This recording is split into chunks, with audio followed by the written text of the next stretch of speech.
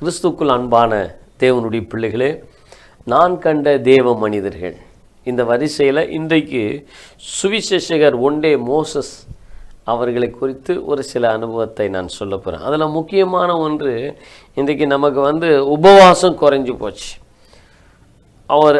அவர் அந்த நாட்களில் அநேக பாடல்களை எழுதி தேசத்தில் ஒரு பெரிய எழுப்புதலுக்கு வழிவகுத்த ஒரு தேவ மனிதர். 40 நாள் அவர் சொல்லுவார், 40 நாளும் நான் வெறும் தண்ணியை தான் குடிப்பேன். எவ்வளோ கஷ்டம், உடலில் எவ்வளோ சரீர பலகீனம் இருக்கும். அதன் நடுவிலேயும் அவர் 40 நாட்கள் வெறும் தண்ணீரை குடித்து 40 நாள் உபவாசம் இருந்து ஒரு சாதாரண நிலையில் இருந்த அவர் ஒரு பெரிய உயர்ந்த ஸ்தானத்துக்கு உயர்த்தப்பட்டார். அவருடைய இடங்கள், அவர் பழகின இடங்களுக்கெல்லாம் நான் போயிருக்கிறேன். சாதாரணமான இடங்கள் தான். ஒரு சாதாரண நிலையிலிருந்து ஒரு உன்னத உயர்வுக்கு கர்த்தர் அவரை உயர்த்தினார். ஒரு முறை அவர் பகிர்ந்து கொண்ட ஒரே ஒரு சம்பவம் ஞாபகத்துக்கு வருது.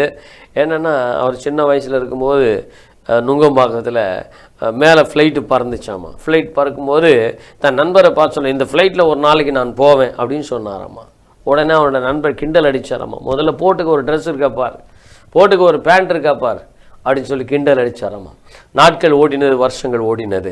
பாருங்கள், உபவாசம் எவ்வளோ பெரிய வல்லமையானது என்பதற்கு அடையாளமாக ஒரு முறை அண்ணன் சாம் ஜெபதரை அண்ணன் அவர்கள் போக வேண்டிய மலேசியா பிரயாணம், மலேசியா ஊழியங்களுக்கு அவரால் போக முடியல. உடனே ஃபோன் பண்ணி அண்ணன் ஒண்டே மோசஸ் அவர்களை அழைத்து இந்த மீட்டிங் நீ தான் போகணுன்னு சொல்லி உடனே அனுப்பியிருக்கிறார். அவர் உடனே வேகமாக கிளம்பி போய் ஏர்போர்ட்டில் போய் அந்த ஃப்ளைட் ஏறுறதுக்கு முன்னால் அது ஞாபகம் வந்துருச்சான். அன்றைக்கி நான் என் நண்பன் சொன்னான், ஃப்ளைட்லலாம் நீ ஃப்ளைட்டில் போகிற முகமா இது அப்படின்னு கிண்டல் பண்ண ஞாபகம் வந்துருச்சான். அப்போ அவர் சொன்னார், அந்த ஃப்ளைட்டுக்கிட்ட போனோன்னு ஆண்டவர் அதை எனக்கு ஞாபகப்படுத்திட்டார். அந்த ஃப்ளைட் ஸ்டெப்பில் அப்படியே முழங்கால் படிட்டேன். நான் அந்த ஸ்டெப்ஸில் அப்படியே முழங்கால் படிட்டு என் கண்ணிலேருந்து கண்ணீர் தானாக வந்துச்சு. அந்த நாளை என்னால் மறக்க முடியாது. கர்த்தருடைய பிள்ளைகளே, நீங்கள் கூட சாதிக்க முடியாததை உங்கள் உபவாசம் சாதிக்கும். உபவாசம் எடுத்து ஜெபம் பண்ணுங்கள், கர்த்தர் உங்களை உயர்த்துவார். ஆமென்.